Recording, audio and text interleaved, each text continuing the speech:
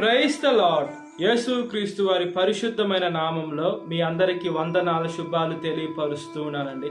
రాజులు రాసిన 2వ గ్రంథం 5వ అధ్యాయం 10వ వచనం. నీవు యోర్దాను నదికి పోయి 7 మార్లు స్నానము చేయము, నీ ఒళ్ళు మరల బాగై నీవు శుద్ధుడగుదువు అని దేవుని వాక్యం సెలవిస్తుందండి. మనము ఈ సందర్భాన్ని బైబిల్ గ్రంథంలో చూసుకున్నప్పుడు దేవుడు ఎలీషా గారి ద్వారా నయమానికి కుష్ఠరోగం ఉంటుందండి. ఆ కుష్ఠరోగము ఆయనకి ఉందని అప్పుడు మనము చూసుకున్నప్పుడు వాళ్ళు సిరియా దేశంలో ఉంటారు నయమాను వాళ్ళు. దేవుడు నయమాన్ని అంటే సిరియా దేశము అన్ని రాజ్యాల మీద జయం పొందుకుంటుంది. నయమాన్ గారి ద్వారా ఆయన సైన్యాధిపతి నయమాన్ గారి ద్వారా అక్కడ ఉండేటువంటి రాజ్యాలు దేవుడు జయమిస్తాడని వాక్యం సెలవిస్తుంది. అయితే ఇస్రాయేల్ దేశంలోకి ఇక్కడ సిరియా దేశాల వాళ్ళు గుంపులుగా వెళ్ళేటప్పుడు అక్కడ ఒక చిన్న పాపని వాళ్ళు తీసుకొని వచ్చారండి. తీసుకొని వచ్చిన తర్వాత నయమాను భార్య దగ్గర ఆమె ఒక పని మనిషిగా ఉన్నప్పుడు ఆ చిన్న పాప తెలుసుకున్నది ఏమంటే తన యజమాడు అంటే నయమానికి కుష్ఠరోగం ఉందని తెలుసుకొని ఆమె ఇశ్రాయేల్ దేశం నుంచి వచ్చింది కాబట్టి ఇశ్రాయేల్ దేశంలో ఒక ఆయన ఉన్నాడు, ఒక ప్రవక్త ఉన్నాడు, ఆయన ష్రోమ్రోన్లో ఉన్నాడు. ఆయన దగ్గరికి వెళ్తే ఆ కుష్ఠరోగము పోతుంది అని ఆ చిన్నది చెప్పినప్పుడు వాళ్ళు అక్కడికి వెళ్తారండి. అక్కడికి ఆ సిరియా రాజు దగ్గరికి వెళ్ళి ఈ నయమాను గారు చెప్తారు, అక్కడ దగ్గరుండే చిన్న పాప చెప్పింది అక్కడ ఇశ్రాయేల్ దేశంలో ఒక ఆయన స్వస్థపరుస్తారంటే ఒక ప్రవక్త ఉన్నాడని ఆ సిరియా రాజుకి చెప్తే సిరియా రాజు ఇశ్రాయేల్ రాజుకి ఉత్తరం రాస్తారండి. ఏమి ఉత్తరం రాస్తారంటే, మా దేశంలో ఒక సైన్యాధిపతి ఉన్నాడు, ఆయన నయమానికి కుష్ఠరోగం ఉంది, ఆ కుష్ఠరోగము మీ దేశంలో ఉండి ఆయన బాగు చేయాలి, నువ్వు బాగు చేయగలుగుతావని ఉత్తరం రాసినప్పుడు ఆ రాజు చూసి బట్టలు చింపుకొని, నేను ఏమన్నా దేవుడిని కుష్ఠరోగం పోగొట్టేదానికి, నేను కూడా సాధారణమైన మనిషినే కదా, వీళ్ళు నాతో గొడవ పడేదానికి లేదా నా దేశం మీదకి నా రాష్ట్రం మీదకి లేదా నా ఊరి మీదకి యుద్ధానికి వచ్చేదానికి వీళ్ళు తగ్గులు పెట్టేదానికి ఇలా చేస్తున్నారని అన్నప్పుడు ఆ విషయం ఎలీషా గారికి తెలుస్తుంది. ఎలీషా గారి దగ్గర దాకా ఈ విషయం పాకుతుంది. అప్పుడు ఎలీషా గారు ఇశ్రాయేల్ రాజు దగ్గరికి వచ్చి, రాజా నువ్వు భయపడద్దు, వాళ్ళని నా దగ్గరికి పంపి నేను వాళ్ళకి ట్రీట్మెంట్ అంటే వాళ్ళని చూసి నేను పంపిస్తాను అన్నప్పుడు అది నయమాను గారికి తెలుసుకొని నయమాను గారు ఎలీషా గారి గృహం దగ్గరికి వెళ్తారండి.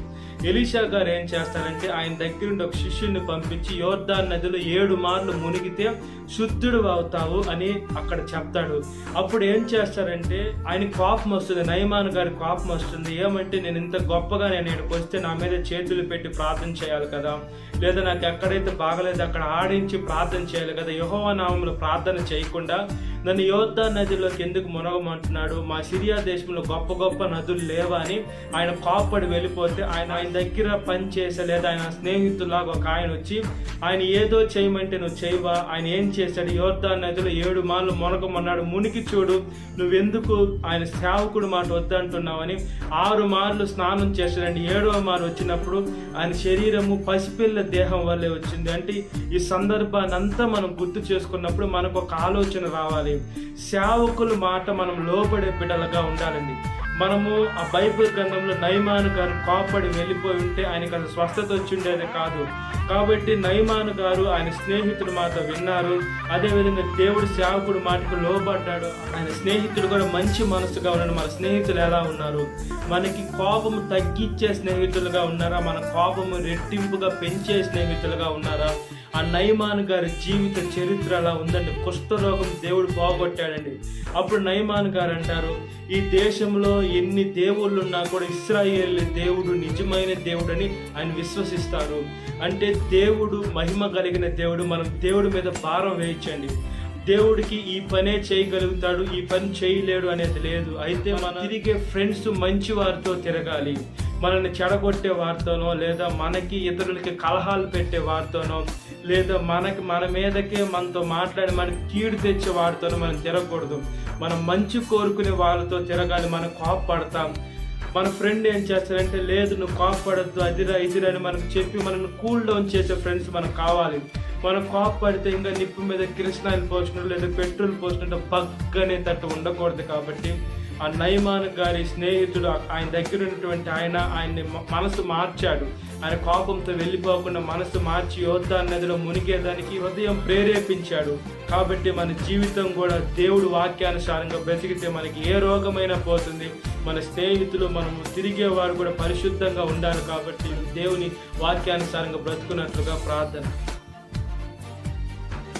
మహాపరిశుద్ధ ఆత్మదేవ, మా ప్రియ పరలోకతండ్రి, ఒకసారి జ్ఞాపకం చేసుకోండి అయ్యా. మా జీవితాన్ని పరిశుద్ధపరచండి అయ్యా.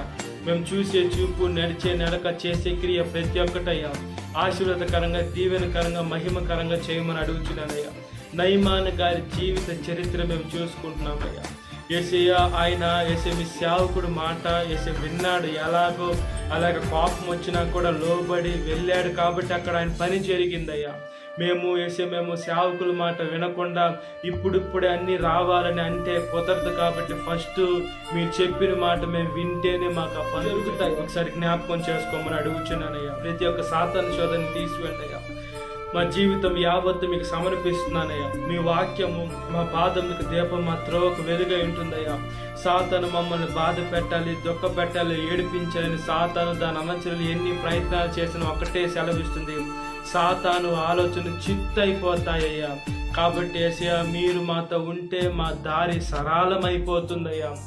అదేవిధంగా ముళ్ళున్నా లేదా మెట్టలుగా ఉన్నా, మాకు దారి కరెక్ట్గా లేకపోయినా కూడా యేసయ్యా, మీరు మాకు మంచి మార్గం నడిపిస్తారు. ఎన్ని సమస్యలు వచ్చినా కూడా వాటిని జయించే శక్తినిచ్చారు యేసయ్యా. అదేవిధంగా మా జీవితం కూడా మాకు మంచి స్నేహితులు అవసరం యేసయ్యా. అదేవిధంగా ఈ లోకంలో ఒక సామెత అంటారు, మంచి స్నేహితుడిని 10 రూపాయలు ఇచ్చి కొనుక్కోవచ్చు, చెడ్డవాడిని అదే 10 రూపాయలు ఇచ్చి వదిలించుకోవచ్చు అని అంటారు.